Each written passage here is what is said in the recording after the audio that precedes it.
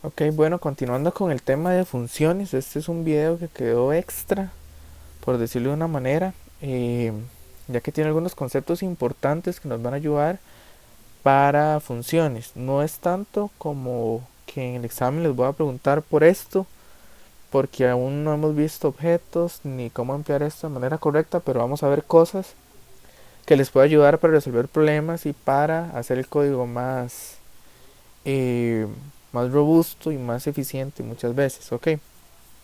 Entonces son cuatro subtemas los que vamos a ver y un ejercicio extra también que me gustaría que vieran y lo revisen bien.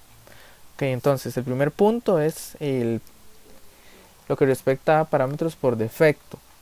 Eh, Como vimos en las funciones que le digamos valores enteros y flotantes, si a veces no colocábamos el mensaje o el mensaje de error y llamábamos, invocábamos la función con paréntesis vacíos, siempre se mostraba un mensaje y siempre se mostraba un mensaje de error, a pesar de que nunca se mandaron valores entre los paréntesis cuando invocamos la función.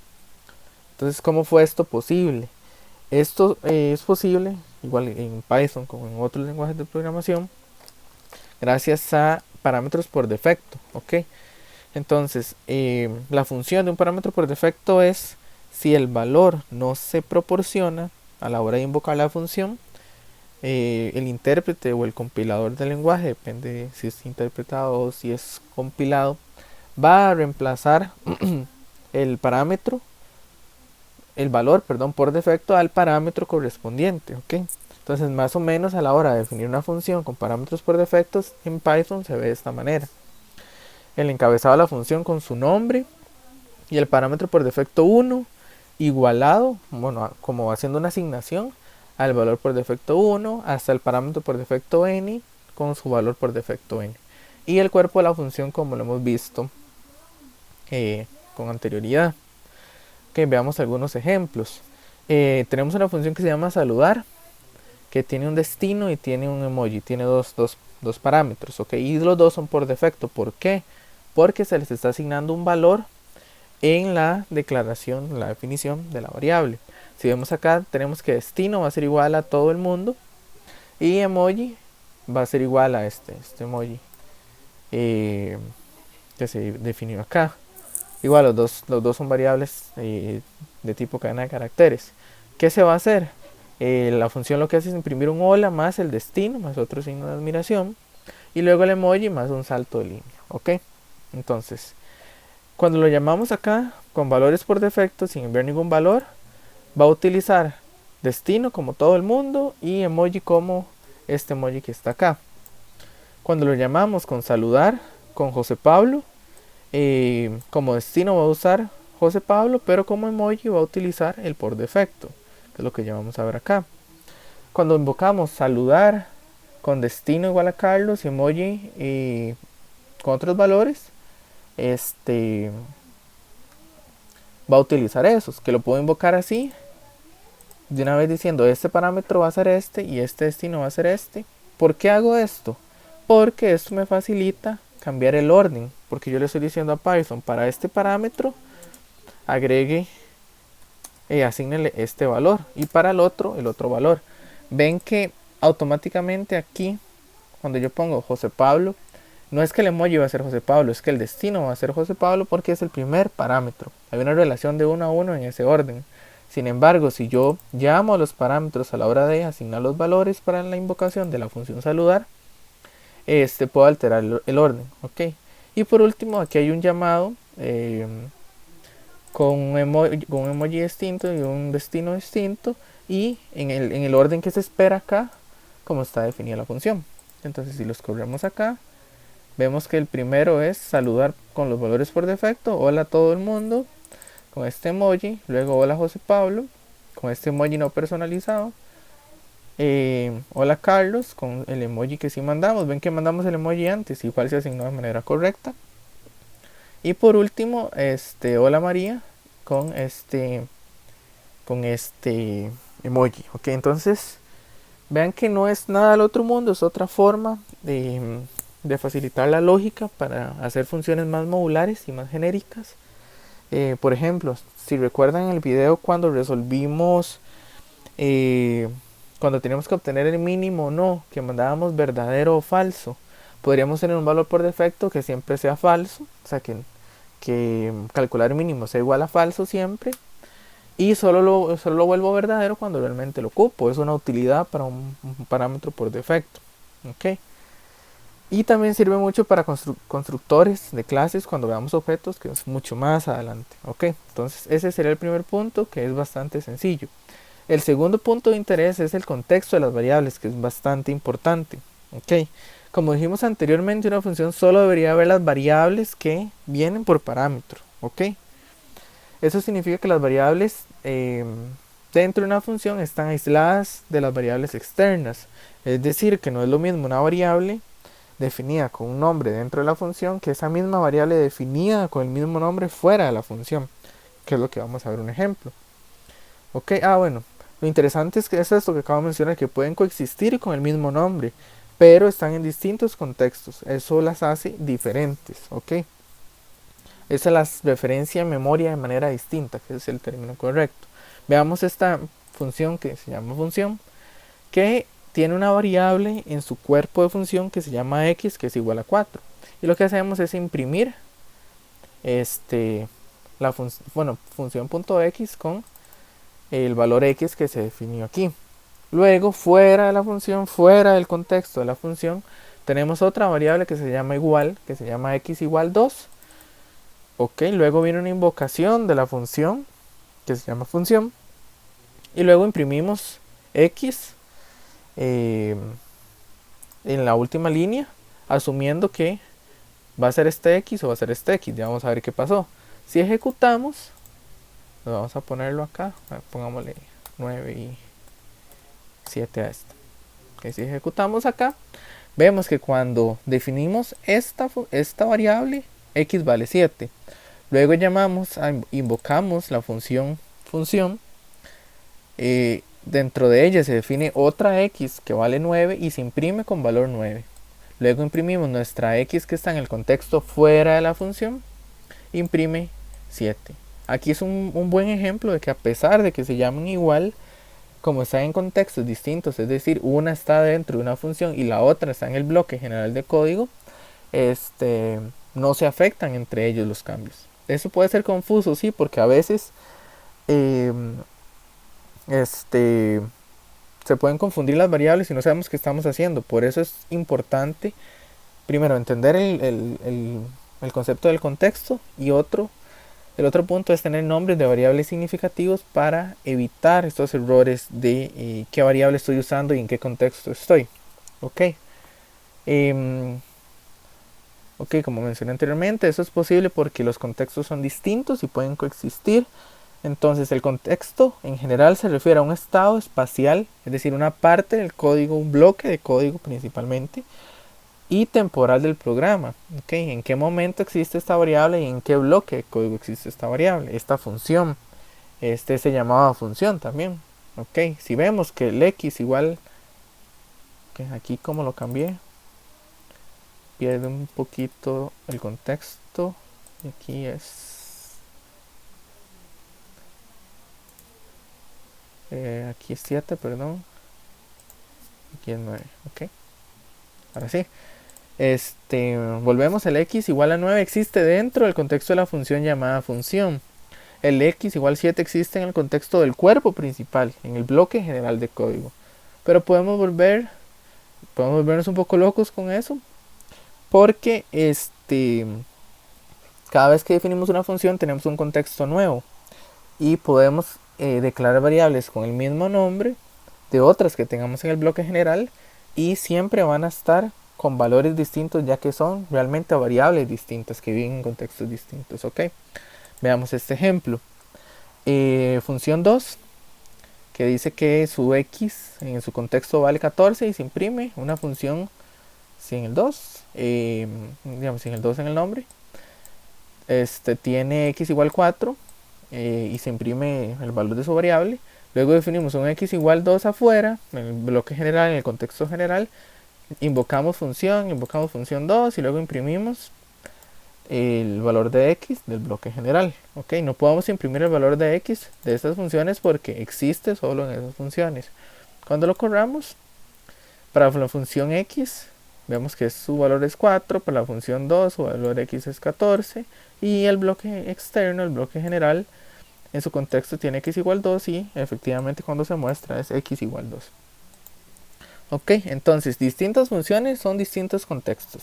Ok, las variables que yo afecte en mi función, a no ser que pasen por referencia, que es lo que vamos a ver más adelante, solo se modifican ahí. Ok.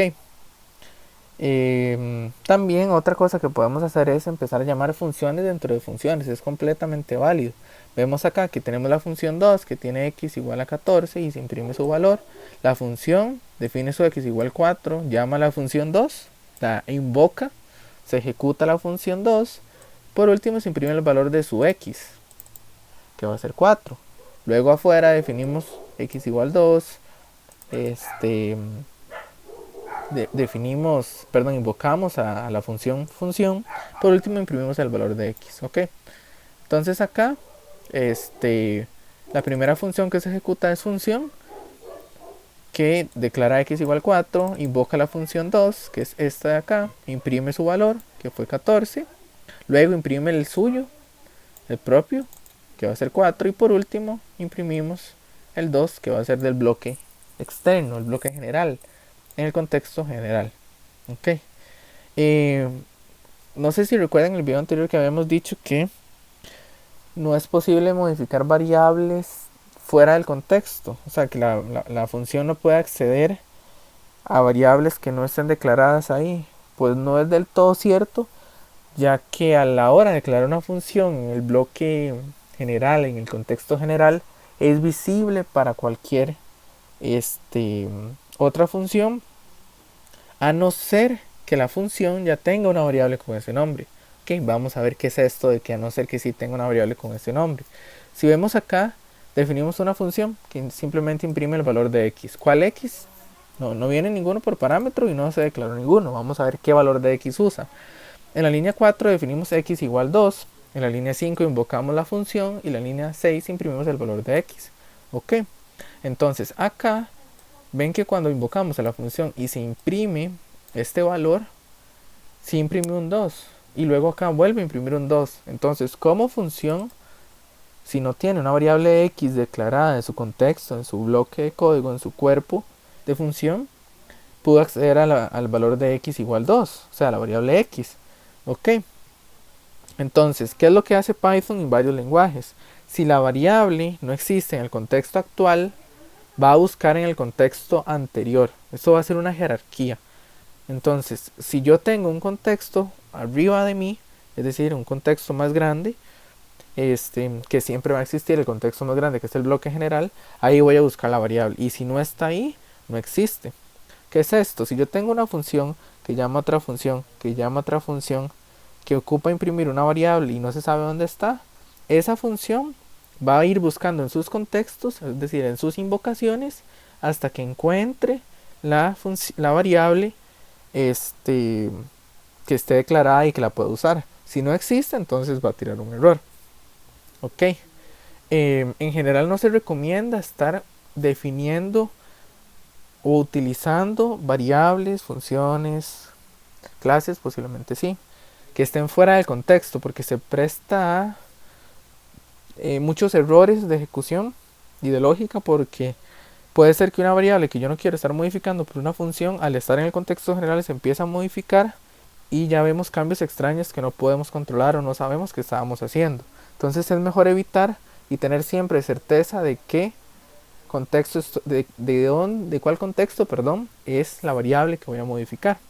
Ok, entonces eso hasta el punto de el contexto de variables, que es muy muy importante. Entonces acá queda para que lo repasen. Y si tienen dudas de cómo definir una función o de qué variables va a tocar su función, pueden revisarse muy bien esta parte, ver los ejemplos, que prácticamente están todos los casos, y ver si alguno de sus errores o alguna de sus dudas están acá, o igual lo podemos ver por consulta, no hay ningún problema. Ok, este punto De momento lo vamos a ver un poco rápido porque hasta que no veamos objetos no tiene sentido y no va a tener sentido lo que vamos a hablar acá porque no podemos practicarlo, tener ejemplos más claros, ok. Pero en general cualquier programa, en cualquier este, en cualquier computador que se ejecute va a manejar tres tipos de memoria en un momento dado. Okay, la primera memoria es la estática, la segunda la dinámica y la tercera la memoria de pila. Ok, entonces las variables que se guardan, bueno, las memorias siempre, perdón, las variables siempre se guardan en memoria estática y dinámica. Ok, siempre. Cualquier variable que aunque la veamos en un array, que es la posición 70 del array, esa variable está en memoria estática o memoria dinámica. Ok. La diferencia es que las variables básicas, lo que se llama tipos de datos primitivos, se almacenan siempre en memoria estática. Ok. Que es un espacio en el segmento de código que no es realmente importante para nosotros en este momento. Por otro lado, los objetos, las clases, las estructuras de datos, que es las que vamos a ver más adelante, se almacenan en memoria dinámica. ¿Ok? Memoria dinámica básicamente se almacena en memoria RAM. Está en un espacio en memoria RAM. ¿Ok? Entonces, como les mencioné, ya que no conocemos objetos, luego vamos a entrar en juego con ellos y con lo que nos interesa por el curso, que son los arreglos y las matrices. Ok. Por otro lado, la memoria de pila es la que contiene los llamados de función. Ok. Entonces, es relevante conocer la memoria de pila, ya que cuando tenemos funciones que llaman a otras funciones y llaman a otras funciones y llaman a otras funciones así en varios niveles, este, la pila nos permite saber cuando una función termina de ejecutarse, qué código sigue. Ok, porque si yo tengo una función que llama a otra, que llama a otra, que llama a otra, yo no sé en qué momento tal código se va a ejecutar porque hay muchas funciones que se están llamando unas a otras. La pila lo que me permite es saber qué tenía que hacer el programa antes de llamar a la función. Por ejemplo, si yo iba a definir una función que va a imprimir hola, luego llamo a otra función y luego ese llamado va a imprimir mundo. Okay. Entonces, ¿qué le permite la pila?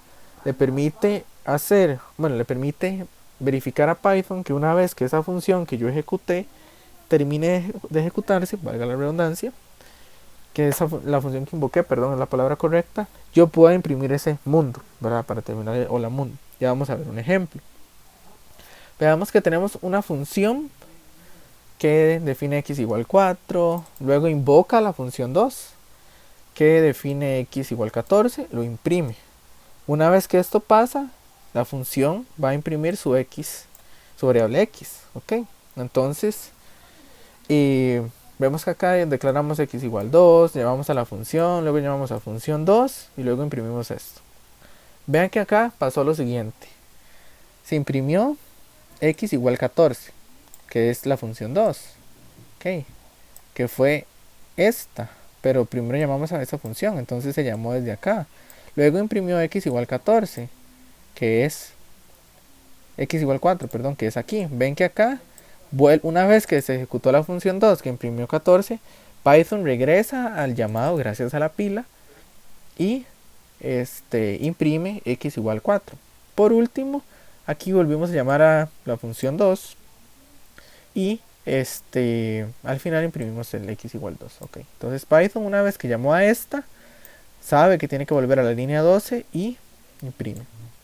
Realmente lo que pasa es lo siguiente, vamos a verlo más a detalle. Entonces, se agrega la pila, perdón, se agrega se agrega el bloque general, el contexto general a la pila, que es donde estamos ahorita. Ok, se declara la función 2, se declara la función, se declara x igual 2. Entonces, esta función se declara y esta se declara, esa variable. Luego se llama la función y se agrega la pila. Se llama función y se agregó la pila. ¿Ok? Entonces, para verlo rápidamente nada más. Esto es esta data structure. Ok, entonces una pila simplemente las cosas que se agregan se van apilando, por eso se llama pila, es decir, que las, los objetos, los contenidos, los componentes de la pila se van agregando uno encima de otro, de manera que el último siempre va a quedar en el tope de la pila. Entonces es apilar, como poner bloques de Legos uno encima de otro. El último que pusimos quedó de primero. Eso nos va a permitir hacer la pila. Ok. Entonces se declara la función. Bueno, se llama la función. Se llama función, perdón. Se agrega la pila. Es decir, en el tope de la pila ahorita tenemos a función, que fue línea 11. Vamos a ver, de hecho aquí podemos ponerle las líneas, línea 11. Luego se declara la función x igual 4. Ok, que eso es la línea 6. Luego se llama a la función 2, se invoca a esa función. Es decir, que se agrega a la pila, se agrega a la pila ese llamado, que es la línea 7.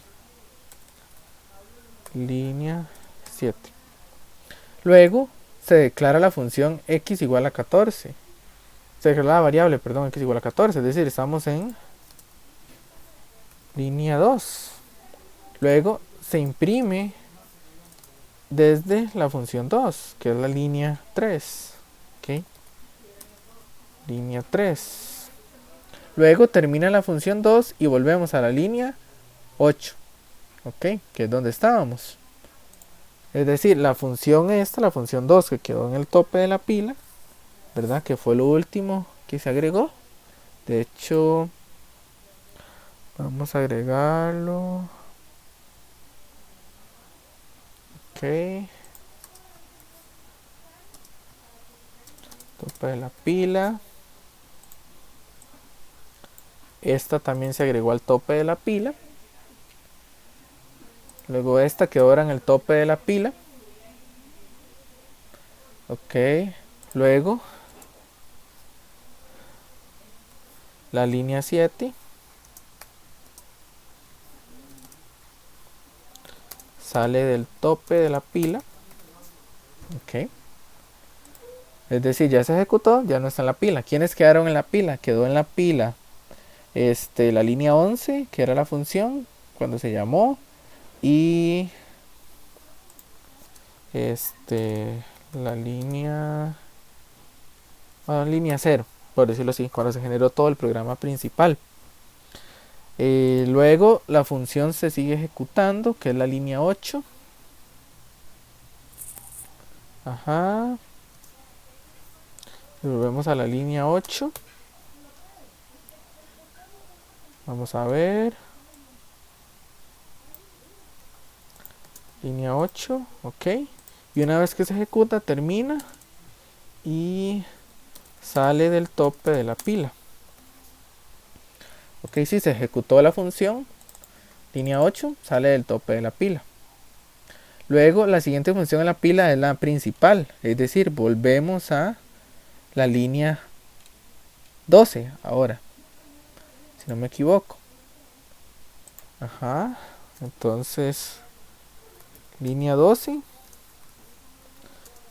Ajá, tope de la pila. Ok, se ejecuta.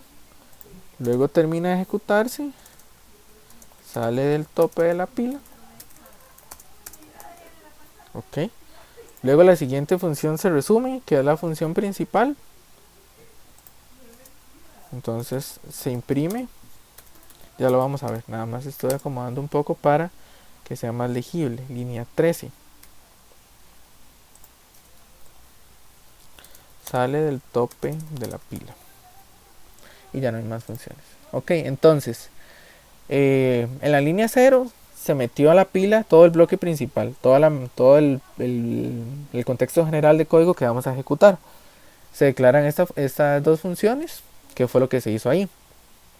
Luego la línea 11 se llama función y se pone en la pila. Es el nuevo tope. Es decir, el primer tope era la función principal, luego ahora está la función que se llama función. Se ejecutó, bueno, se declaró esto. Luego esa función llamó a otra, que es la función en la línea 7. Que es función 2. Y se agrega como tope de la pila. Es decir, que la pila ahora quedó en la parte más abajo, en la base de la pila, la función principal. Encima de la función principal, el llamado a la invocación la invocación a la función que se llama función. Y sobre esta va a quedar ahora función 2 en la línea 7. Luego se va a ejecutar línea 2, línea 3. Luego se ejecutó, sale de la pila. ¿Y cuál es la siguiente función que se sigue ejecutando? La función, que estábamos en la línea 7. Ahora vamos a la línea 8. Se imprime, luego sale del tope de la pila. Es decir, ya la función que se llama función salió. ¿Y quién quedó? Solo la función principal. Por eso se resume la función principal. Luego volvemos, agregamos a la pila la ejecución de la línea 12, el llamado función. Imprimimos, definimos x igual a 14, imprimimos x igual a 14, sale de la pila. La invocación de función 2 terminó, sale de la pila. Volvemos a ¿qué? A la única función que está en la pila, función principal. Línea 13 se ejecuta, termina, la sacamos de la pila, ya no hay nada más en la pila, el programa termina. Entonces la pila es sumamente importante para saber en dónde está el código y a dónde retorna luego de un llamado de función, luego de cualquier operación.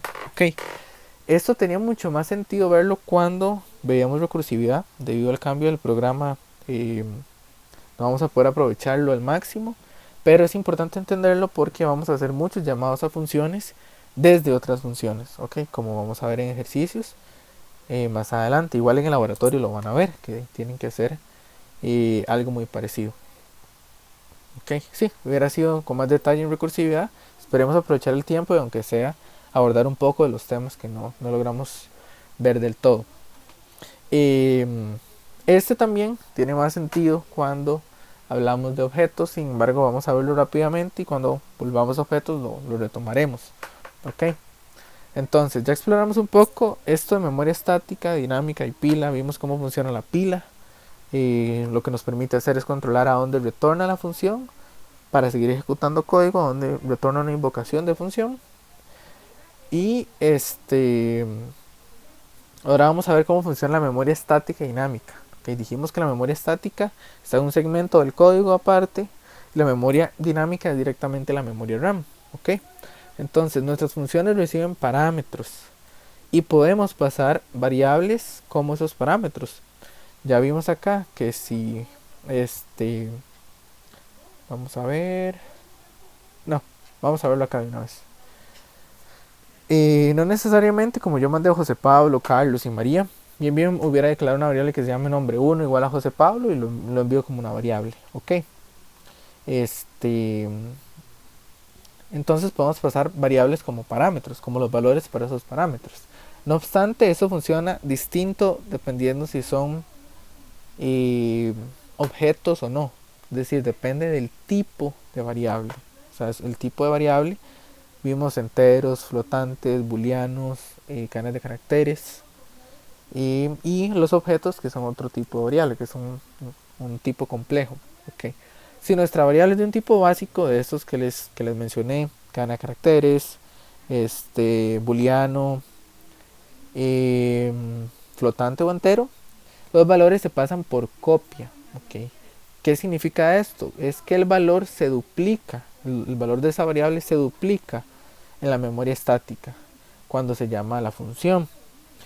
Los cambios hechos a esta variable, puesto que como dice su nombre es una copia, no van a afectar a la original.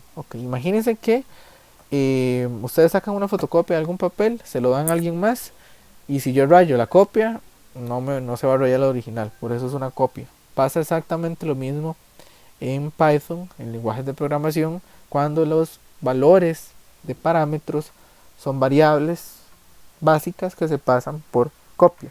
Veamos un ejemplo.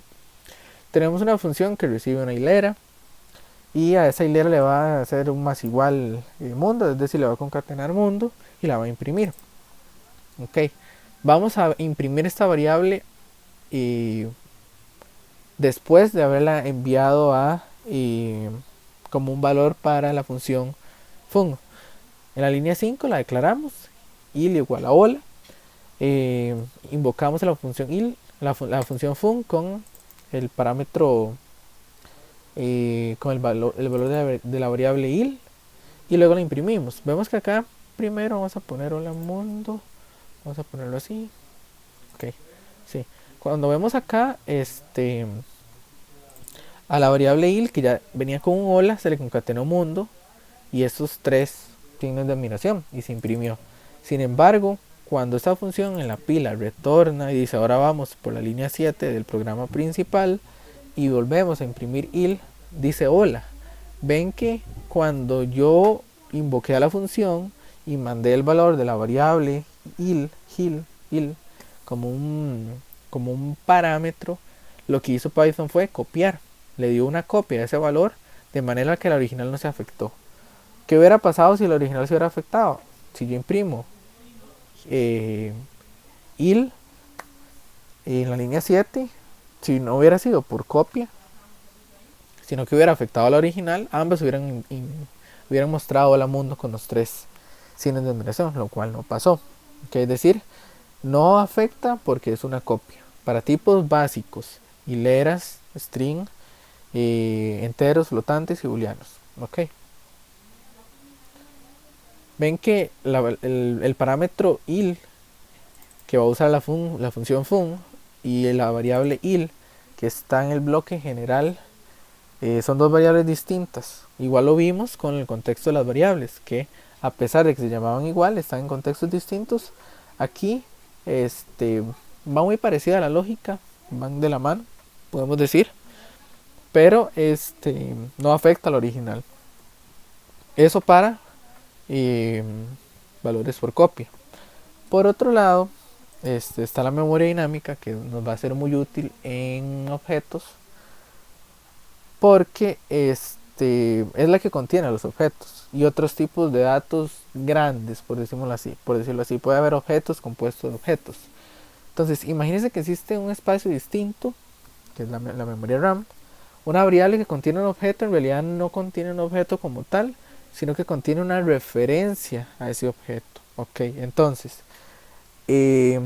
esta variable, que es un objeto, va a existir en memoria RAM, pero yo lo que sé es en dónde está en la memoria RAM, su referencia. Ok, porque un objeto, como lo dice, es un dato complejo, puede tener muchos tipos de datos básicos en él. Y cuando yo obtengo el objeto no me da la referencia a todo, sino me da la referencia a dónde están almacenados esos valores. ¿Ok? Eso más adelante lo vamos a ver, así que por el momento no nos preocupamos. Pero nos interesa el concepto de referencia. ¿Ok? Yo no tengo el valor real como cuando yo saco una copia, una fotocopia, como vimos el ejemplo. Yo tenía el valor real, ese gil que era hola, yo hice una copia exacta, lo tenía en la mano. En este caso yo solo tengo una referencia para para para ese valor, para ese objeto en este caso. Entonces, cuando una persona nos pide nuestro teléfono, no le damos el aparato, le damos el número mediante el que nos puede llamar. Es muy similar ese concepto a una referencia, es decir, le damos el medio para poder encontrarme a mí, pero no me doy yo, no doy mi teléfono celular como tal. El número de teléfono es una referencia a nuestro teléfono. Es decir, es el camino necesario para llegar a nuestro teléfono. Las referencias funcionan igual para las variables en memoria dinámica. Ok, entonces, ese siguiente ejemplo tiene cosas que no hemos visto, así que no se preocupen. Lo que hace es que hay un objeto que está guardado en memoria dinámica. Cuando se pasa a esa función como un parámetro, está pasándose por referencia. Es decir, que todo lo contrario que cuando se pasa por copia, una referencia sí va a afectar al original. Ok, entonces en eso tenemos que tener mucho cuidado si no queremos hacerlo así. Entonces sí van a afectar al original. Vamos a ver acá, simplemente aquí estamos teniendo una función que recibe a un array, un vector en Python de hecho, y lo que le va a agregar es un número y luego lo va a imprimir. En la línea 5 está declarado dice que tiene valores de 1, 2 y 3. Se llama esta función, que le va a agregar un 4, y a la hora de imprimirlo a la hora de imprimirlo se va a mostrar que son iguales. ¿Ok? Si lo corro acá, vamos a ponerle un 0 acá para verlo bien. Es decir, que cuando lo imprimí aquí, cuando lo imprimí en el llamado a la función en la línea 3 y cuando lo imprimí en la línea 7, obtengo los mismos valores, es decir, que los cambios que hizo la línea 2 en la función afectaron a la original. Okay. Entonces, no nos preocupemos por esto por el momento, sabemos que existe, sabemos que pasa y tenemos que controlar cuando lo queremos así, cuando no lo queremos así. Okay. Pero eso lo vamos a ver más adelante. Okay. Ya para ir terminando, para ir cerrando, hay una poderosa herramienta muy simple que son los comentarios, que van a ver que las funciones se vuelven más complicadas, reciben muchos parámetros, retornan valores o no retornan valores dependiendo de nuestra lógica, y sería muy útil saber qué hace esta función, qué puedo llegar a hacer con esto, para qué ocupo esos valores, de alguna manera que yo no tenga que estar revisando el código para ello. Entonces, para esto tenemos los comentarios, que son segmentos de texto que ya hemos visto, que permiten dar especificaciones al código. Por ejemplo, es un comentario de una línea, este es un comentario para declarar X, o lo puedo poner acá también, no hay ningún problema, o de este lado. Lo pueden colocar en casi que en todo lado. Obviamente adelante no, porque si lo pongo acá eso se convierte en comentario, ¿verdad? Siempre tiene que ser después, luego, al final de la línea o antes de la línea, ¿okay? Cuando son comentarios de línea. Entonces, eso nos permite definir una nomenclatura para especificar qué hace una función, qué retorna y qué valores necesita. Por ejemplo, vemos esta función, que de hecho esto se llama documentar el código. De hecho, eso es, y así se llama esta práctica. Y aparte que se usa mucho, es muy recomendada y se aprecia mucho para que cuando otra persona lea mi código no tenga que revisar las 200 líneas para saber qué hace esta función, sino que lee el resumen, lee la documentación y ve qué hace esa función. Entonces, si vemos esta función es primo, la línea 1 dice que la función es primo, tiene un parámetro num, dice que retorna true si el número si el número entero num es número primo, retorna falso de lo contrario, y vemos la documentación del código, como hemos venido haciéndolo, de hecho, documentando el diseño y la implementación. Nada más que acá la extendemos a un encabezado de una función que resume qué va a hacer esta función. ¿Ok? Igual estos temas de que aprendan a comentar o yo no les voy a preguntar como, no sé, ¿por qué esta variable en el contexto de la séptima función anidada no funciona así? O sea, no es importante, claro, es importante entender por qué, pero aprender a utilizarlo es mucho más importante, y ver errores y saber cómo corregirlos y por qué pasan, mucho más. ¿Ok? Entonces, no son temas específicamente que los voy a preguntar en examen, porque el examen, como van a ver, no tiene mucho sentido que sea teórico, pero sí, sí nos va a servir más adelante para resolver problemas con objetos más complejos y darle mucho más poder a las funciones. ¿Okay? Y a los contextos, que esto sí, los contextos, sí es fundamental y esencial conocerlo y preverlo a la hora de diseñar funciones. Ok. Vamos a ver qué más. Ok, por último aquí hay un ejemplo muy sencillo. Lo que les quería mostrar es que esto lo pueden revisar. Les recomiendo que por favor lo revisen, lo vean y vean cómo se llaman funciones en funciones también, y cómo hicimos para producir este efecto de un menú que me pregunta y me pregunta y me pregunta hasta que yo quiera salir. Ok, entonces este código lo que muestra es un menú para un restaurante KFC, ese era el ejemplo, con una función principal que va a mostrar es un menú principal, va a mostrar un menú que si yo presiono 1 me muestra las promociones, si presiono 2 me muestra los horarios, si presiono 3 puedo realizar una orden, y si presiono 4 salgo del menú.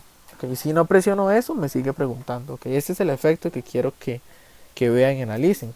que es la función de menú principal. Se muestra un menú, un texto de menú principal, se declara una opción como vacío, ¿okay? Y entonces mientras que la opción no sea 4, que es salir, vamos a estar preguntando por las opciones, que de hecho obtenemos las opciones de esta función. Y una vez que las tenemos, las imprimimos. Y si la opción fue 1, vemos las promociones. Si la opción fue 2, vemos los horarios. Si la opción fue 3, realizamos las órdenes. Y si no, vamos a volver a preguntar porque es un while. Va a seguir ejecutándose hasta que no sea 4. ¿Okay? Entonces, voy a hacer unas iteraciones rápidamente, pero sería bueno que ustedes lo revisen. Hay dos funciones que no están declaradas, no tienen nada. Por si quieren pensar en alguna implementación para mostrar los horarios, para mostrar las promociones, que sería interesante como un ejercicio de práctica. ¿Ok? Entonces, si lo vemos corriendo, lo primero que dice es este mensaje. Dice menú principal y nos muestra ver las promociones del día, consultar por nuestros horarios, realizar una orden o salir del menú. Ven que si yo presiono aquí cualquier cosa, no hace nada y vuelve a repetir vuelve a repetir el menú. ¿Por qué lo va a repetir? Porque lo va a repetir mientras que yo no dé 4, que es salir. Es decir, me va a mostrar siempre el menú. ¿Ok? Pero ¿qué pasa si yo presiono 1, por ejemplo? Me mostraría las promociones, que ahorita no hay nada. Si yo presiono 2, me mostraría los horarios, que no tengo nada. Pero si presiono 3, que si puedo realizar una orden, no me mostró el menú. ¿Por qué no me mostró el menú? Si recordamos el tema de la pila, cuando presiono 3, se va a invocar a la función realizar orden. La función menú principal se agrega a la pila y la que se va a ejecutar es realizar una orden, ¿ok? Que me va a mostrar esto. Por eso no me mostró nuevamente el menú de las opciones para el menú principal, porque ya se está ejecutando otra función y el tope de la pila es otra función la que se está ejecutando, ¿ok? Entonces si yo elijo acá no sé, H, dice número de combo incorrecto, escriba 1, 2, 3. Inclusive lo que me está repitiendo aquí es para hacer la orden, ¿ok? Entonces vamos a presionar combo 1. Lo que me dice es: su combo 1 ha sido procesado con éxito, por favor pase a retirar su comida, y me devuelve el menú principal, ¿ok? Ya cuando presione, y más puedo presionar acá otra cosa, y ahí termine. Cuando presiono 4, se sale. ¿Por qué? Porque el while deja de enciclar el menú que se va a mostrar y el mensaje final es: gracias, vuelva pronto. ¿Ok? Entonces la idea es que repasen muy bien este ejercicio. Es importante saber cómo podemos hacer este efecto de enciclar este menú. De hecho, si ustedes se ponen a pensar, cuando están haciendo sus programas de prueba, muchas veces cuando lo corren, tienen que pararlo y correrlo, pararlo y correrlo, pararlo y correrlo. ¿Por qué no hacer un menú para probarlo? ¿Verdad? Tal vez es interesante. Y puede servir hasta para la revisión. Entonces podría considerar poner en el enunciado que agreguen un menú si hay muchas funciones o muchos ejercicios para probar. ¿Okay? De hecho, he visto en entregas de otros cursos que los estudiantes eh, cuando son varios ejercicios con varios archivos, eh, preguntan que si pueden hacer un menú principal para la entrega, donde si yo selecciono uno me muestra el ejercicio 1 y corre el ejercicio 1, si pongo 2 el ejercicio 2, así. Si pongo 3 me muestra la información del estudiante, que es el carnet, el correo de UCR, el nombre completo, el grupo. Entonces es muy interesante ver que hasta para las entregas es una buena idea utilizarlo, pero por eso es una herramienta muy poderosa, una lógica muy simple, y sí les recomiendo que por favor lo revisen. Y si no entienden algo, si no entienden alguna parte de por qué algo funciona así, podemos verlo en consulta también. Entonces eso sería todo, muchachos, y quedo atento a cualquier consulta, repasar bien este documento, y nada más, solamente que estén bien.